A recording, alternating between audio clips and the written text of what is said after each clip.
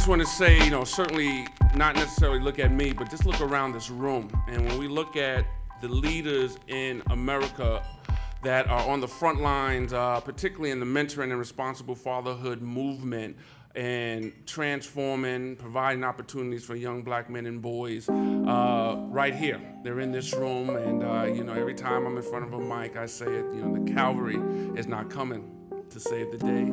Look around, the Calvary is already here. My oldest son, dark complected, lived in Louisville, majority of his life till he was about 19. And from age 13 to 19, he'd been stopped by the police 20 times at least. I've witnessed young people that once they have been encouraged to see the positive in themselves, but once their self-esteem has risen some and they've been given the skills to communicate, they go on to progress. They achieve in school, their behavior changes, the parents are happier. Who devalued us? And in many cases, if you look at our music and our videos and what we do, we've devalued ourselves. So we devalue ourselves. Can we really blame somebody else for not valuing us? I mean, a lot of times we get judged by what we wear and how we conduct ourselves in public. They kind of like gate you, like he's wearing a hoodie, it's up.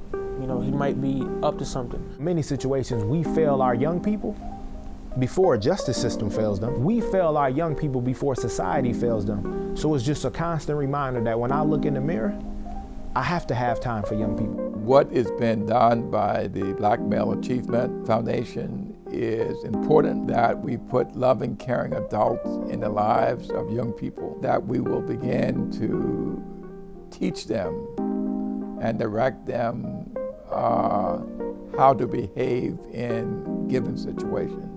It's important that at an early age, you start imparting on young black men an ID and help them get their own principles for who they are and who they want to be and what they want to accomplish. The stuff that I need to work on is not to let everyone bully me around. Right. Are you in a mentor relationship? You're not? You don't have a mentor? I do have a mentor as my big brother. Okay. And that is an adult practice. That is maturity to be able to say, this is not working, and I need to remove myself from it so that that person can grow and I can grow. Wow, mentoring is key. Mentoring is key. These young people need someone to talk to. They need guidance. They need someone to listen to them. In education, I think that the more we know, the more we are equipped. Thank you all for having me. This is my first time at Rumble, Young Man Rumble, so make some noise. I'm honored to be here. Thank you. We've had 3 separate screenings of the film there, one of which we had a standing ovation and had many Dalton alums of color who had never stepped foot in the school before, but came for the screening of the film and had some really heartfelt conversations. Some of these alum have actually committed to mentoring young students of color at Dalton.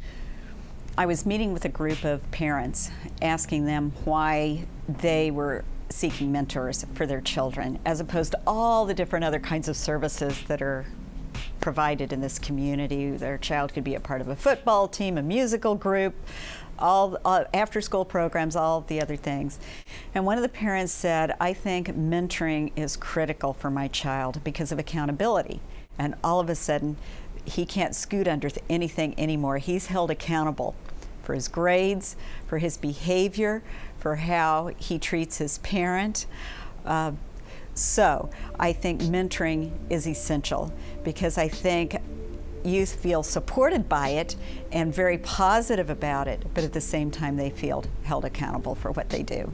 I was just like really happy that I had that one mentor that stayed with me from 6th grade to 8th grade. Mm-hmm. So it was cool. Same theme, and making sure that the relationships are consistent. Yeah. And again, if they're gonna end or come to a close because life happens, right? Mm-hmm. That program leaders make sure that that separation happens in a way that doesn't leave anybody hanging. I know for me, when I was growing up, my mom, before I walked out the house every day, she told me that I was an endangered species and that I need to look out. And so just even having that message in my mind every day really sort of got me out of a lot of situations. You know, there were situations where I was growing up in Queens where if I had made that left down that block, I probably wouldn't be having this conversation with you right now. We're taking an active role. You know, we're informing young people, giving them the information so that they can survive and thrive. Muhammad Ali said at the beginning of the 15th round, that was as close to death that he had ever been in his life.